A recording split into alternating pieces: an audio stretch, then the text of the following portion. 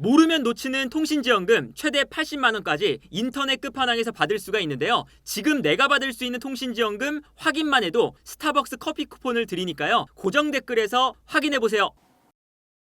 김민재 이적설이 점점 더 나오기 시작하고 있는데 이번에는 유벤투스와 인터밀란을 포함한 세리아 리턴설이 나오기 시작했습니다. 어떤 이야기냐면 루디 갈레티 팀토크의 기자인데요. 이 기자가 공신력이 그렇게 높진 않지만 잉글랜드 팀들과 사우디 클럽 그리고 이탈리아 클럽들이 김민재에게 관심이 있고 특히나 유벤투스와 인터밀란은 이미 김민재에 대한 정보를 바이에른 뮌헨에게 요청했다라는 이야기가 나왔어요. 물론 유벤투스 같은 경우에는 김민재가 나폴리에서 우승까지 한 나폴리에 또 한 획을 그은 선수이기 때문에 유벤투스로 이적하는 것이 매우 부담스러울 수 있지만 유벤투스의 전술을 좀 생각을 해보면 현재 투도르 감독 체제에서 유벤투스의 3백이 굉장히 공격적인 3백을 구축하고 있거든요. 최근에 켈리, 베이가, 칼룰루 이 3백이 가동되고 있는데 이 3백에서 투도르 감독은 물론 투도르 감독은 이번 시즌이 끝난 다음에 유벤투스에 남아있을지 아니면 유벤투스를 떠나게 될지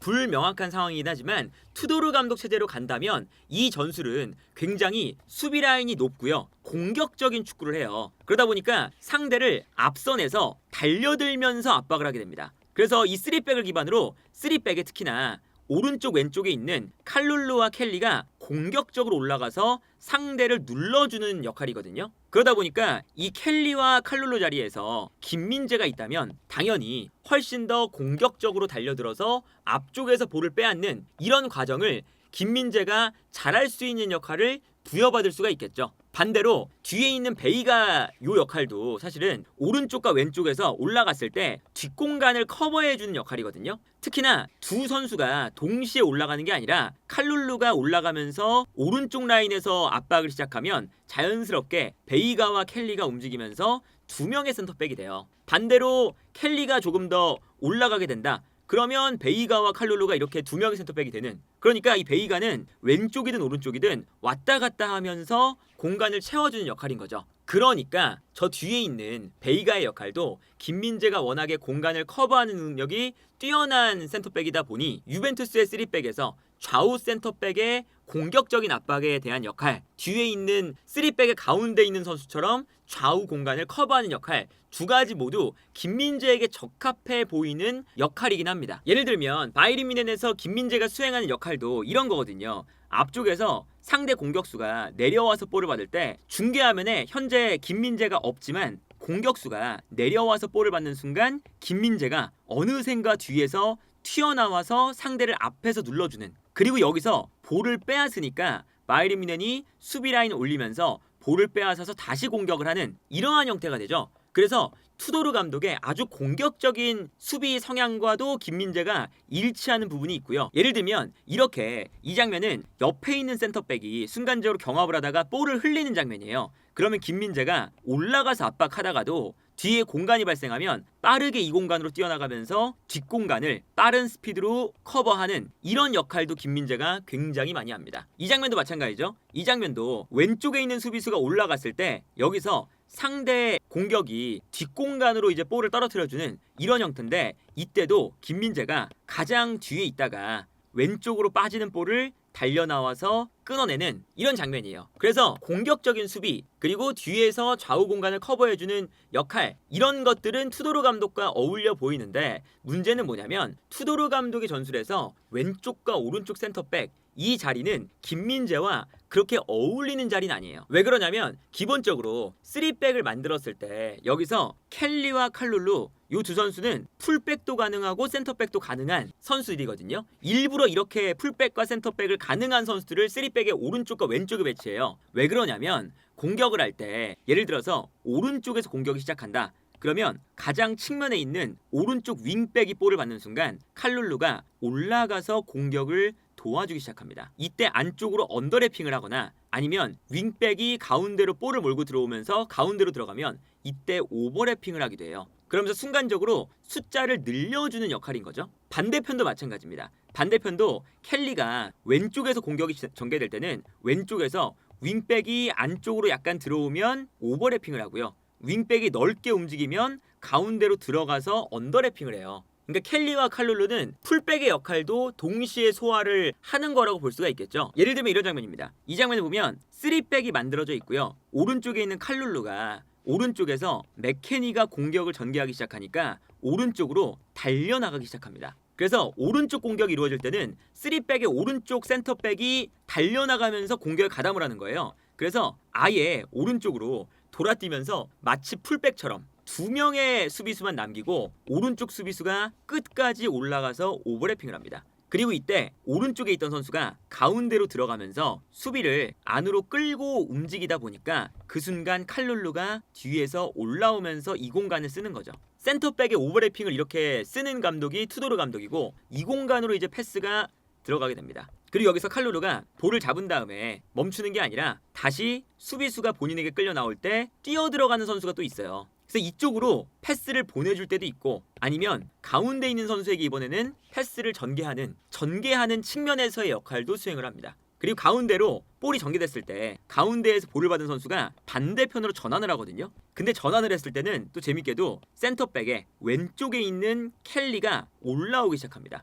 왼쪽에서 공격이 시작하니까 자연스럽게 왼쪽 센터백이 올라오고 오른쪽으로 올라갔었던 칼룰루는 올라갔다가 왼쪽에서 공격이 시작되는 순간 조금씩 내려와요. 밸런스를 맞춰주기 위해서. 그래서 이 다음 장을 보면 켈리가 앞쪽으로 패스를 보내주고 본인은 안쪽으로 침투에 들어가기 시작해요. 굉장히 과감한 움직임이죠. 그래서 안쪽으로 침투에 들어가니까 공격이 전개될 때 켈리가 박스 주변에 들어가 있고요. 칼룰루는 오른쪽에서 약간 내려와서 밸런스를 좀 맞춰주기 시작하죠. 왼쪽에서 공격이 시작되면 이렇게 센터백이 또 올라가는 게 유벤투스의 전략인 거거든요. 공격 숫자를 늘려주면서. 근데 여기서 유벤투스가 볼을 뺏깁니다. 볼을 뺏기면 칼룰루가 바로 약간 내려가 있다 보니까 켈리는 위에 있지만 칼룰루는 아래쪽으로 달려가기 시작해요. 그래서 가장 뒤에 있었던 베이가와 함께 2명의 센터백이 그래도 유지가 됩니다. 켈리는 앞쪽에서 내려오는 것에 어려움을 겪고 있죠. 그러다 보니까 상대가 역습을 할 때는 결국에 뒤쪽에 베이가와 칼룰루 2명의 선수가 이렇게 센터백이 형성이 되는 다른 장면을 보시면 이 장면도 이번엔 칼룰루가 볼을 가지고 전진을 하다가 측면에 있는 맥케나에게 패스를 줍니다. 그리고 맥케나가 볼을 잡을 때 수비가 맥케나에게 끌려 나오니까 이걸 놓치지 않고 그대로 언더래핑을 해요. 그래서 이 공간으로 패스가 들어가면 칼룰루가 측면을 무너뜨리면서 여기서 크로스가 올라갑니다. 직접 크로스까지 올리는 이런 역할인 거거든요. 그래서 김민재가 사실 저렇게 크로스를 올린다거나 측면에서 올라가면서 언더래핑을 하거나 오버래핑을 하는 풀백 같은 플레이를 잘하는 선수가 아니고 공격을 조립하는 데 있어서 저렇게 공격으로 올라가서 상대 수비 라인 사이 공간에서 유연하게 패스를 주고받는 그런 플레이에 특화가 되어 있는 선수는 아니기 때문에 켈리와 칼룰루 3백의 좌우 센터백 자리에는 김민재가 압박은 괜찮지만 어울리지 않아 보인다. 다만 유벤투스에서 뛸 수 있다면 투도르 감독이 다음 시즌에도 유벤투스를 이끈다면 김민재에게 맞는 역할은 이 3백에서 베이가의 역할, 좌우 측면을 커버하는 역할이겠죠. 공격을 할 때도 켈리가 올라가면 칼룰루와 베이가가 이 공간을 커버해주면서 2명의 센터백이 되는 거고 반대로 칼룰루가 공격으로 올라가면 베이가와 켈리, 베이가가 오른쪽에 빠지면서 오른쪽 공간 커버하는 이런 역할이다 보니까 김민재가 저 가운데 역할 정도에는 유벤투스도 고려해볼 법하다. 그리고 이제 인터밀란도 마찬가지인데 인터밀란 같은 경우에도 이제 나폴리에서 김민재가 뛰었기 때문에 경쟁팀인 인터밀란으로 가는 게 좀 부담스럽기도 해요. 하지만 만약에 인터밀란으로 간다면 인터밀란에서도 잘 맞는 지점과 잘 맞지 않는 지점이 존재하거든요. 약간 이제 비슷한 결이라고 볼 수가 있겠는데 인터밀란의 3백은 기본적으로 바스토니, 파바르 이 좌우에 있는 센터백이 아까 유벤투스처럼 풀백과 센터백을 겸하는 선수들입니다. 그러다 보니까 이 자리에 김민재가 위치하기에는 아무래도 유동성이 좀 떨어져요. 왜 그러냐면 특히나 바스토니 같은 경우에는 정말 공격적으로 올라가거든요. 디마르코가 측면에 있지만 디마르코가 가운데로 들어가면 바스토니가 오버래핑을 하면서 아예 측면으로 끝까지 올라가서 크로스를 올리는 이런 선수고요.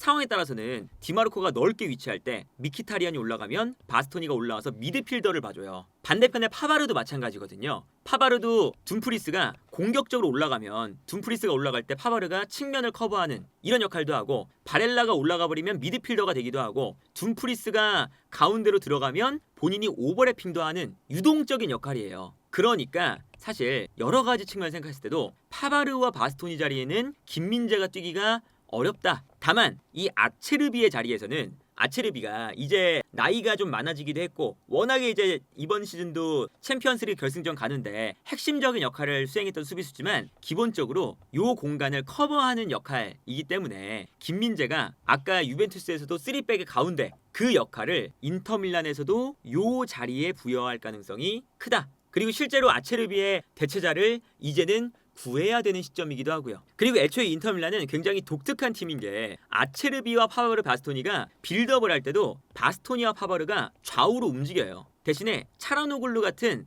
미드필더가 한 칸 내려옵니다. 그러면서 상대를 끌어당기는 거거든요. 앞쪽으로. 그래서 예를 들면 바스토니, 아체르비, 파바르가 이렇게 넓게 움직이고 차라노글루가 내려오면서 앞쪽에 있는 두 명의 공격수를 아체르비와 차라노글루에게 끌어당기고 바스토니와 파바르가 측면으로 넓게 움직이면서 좌우 측면에 있는 선수를 끌어당깁니다. 그러면 앞쪽에 있는 디마르코와 둠프리스 두 명의 선수가 높게 올라갈 수가 있는 거잖아요. 뒤에 선수가 있기 때문에 이렇게 높게 올라가면서 둠프리스와 디마르코를 공격적으로 쓰고 이때 바렐라와 미키타리안이 가운데로 내려와서 볼을 받아주는 이런 형태예요. 그리고 이때 이렇게 내려오면서 앞쪽에 라우타로와 티람 두 명의 선수가 있으니까 여기서 한 번의 롱킥 떨어뜨려주는 볼을 가져가는 이런 식이거든요. 근데 여기서 파바르와 바스토니가 이렇게 뒤에 있다가 순간적으로 공격이 전개되면 이때 튀어 올라가면서 디마르코와 측면에서 파바르가 올라가서 둠프리스와 측면에서 좌우 측면에서 콤비네이션 플레이를 한다는 거죠. 근데 이런 역할을 사실 김민재가 수행하기에는 무리가 있다. 예를 들면 이런 겁니다. 이 장면을 보면 순간적으로 아체르비가 중앙에 있고요. 파바르가 올라가고 바스토니가 측면으로 빠져 있어요.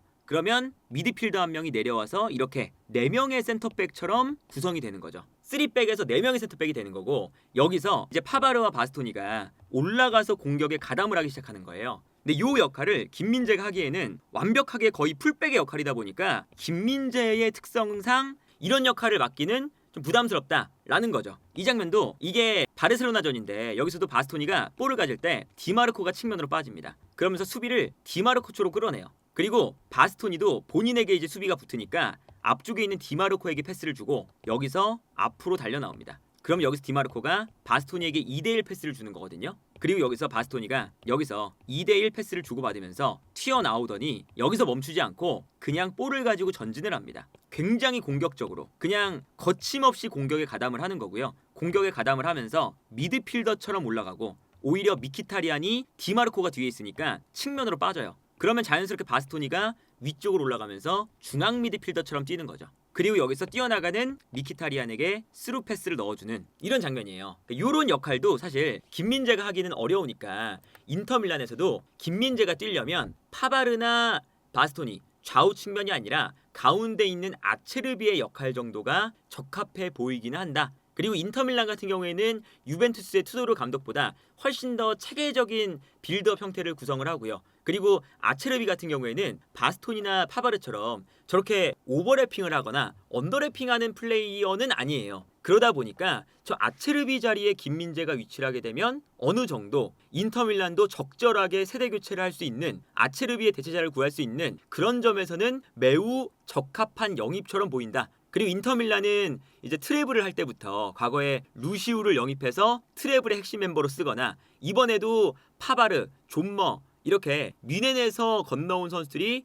인터밀란에서 매우 좋은 활약을 펼치니까 그런 것도 생각해보면 인터밀란도 김민재가 생각했을 때는 아주 좋은 선택지 중에 하나가 될 수도 있어 보인다. 그래서 전술적으로 보면 일단 유벤투스나 인터밀란이나 3백을 쓸 때 3백의 가운데 정도에는 꽤나 잘 어울려 보이고요. 분명히 인터밀란과 유벤투스가 이제 인터밀란 같은 경우에는 아체르비의 대체자 그리고 유벤투스 같은 경우에는 이번 시즌에 수비수에 좀 줄부상도 많았기 때문에 수비수 라인에 구심점을 잡아줄 선수 이런 선수를 다음 시즌에 영입을 하게 된다면 김민재 정도 되는 선수는 아주 적합한 인터밀란과 유벤투스에게는 성공적인 이적 시장을 보낼 수 있는 그런 프로필이기 때문에 김민재가 세리아로 리턴을 하게 된다면 분명히 어떤 팀에 가든 좋은 선택지가 될 거고 다만 김민재 입장에서는 현재 바이에른 뮌헨이 이제 점점 더 다음 시즌엔 강해질 예정이고 또 바이에른 뮌헨이라는 이 클럽이 워낙에 메가 클럽이고 그리고 바이에른 뮌헨도 현재 김민재를 내보낸다는 게 아니라 김민재에게 적합한 이적료, 그러니까 바이에른 뮌헨이 영입했던 당시에 5천만 유로의 금액 정도는 와야 보낸다 라는 거기 때문에 사실 세리아로 리턴하는 것은 쉽지 않아 보이는 선택이긴 하지 않나 싶네요.